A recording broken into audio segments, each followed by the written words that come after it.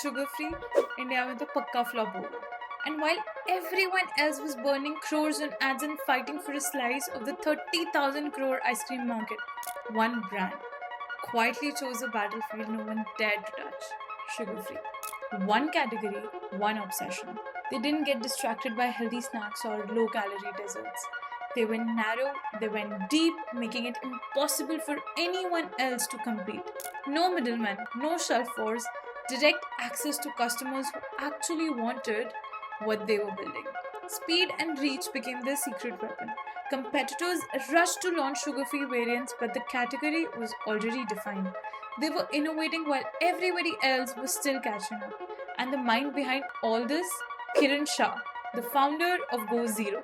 By the time others realized, the brand everybody doubted had quietly become impossible to ignore. This is the social sense. Share it with someone who may need it.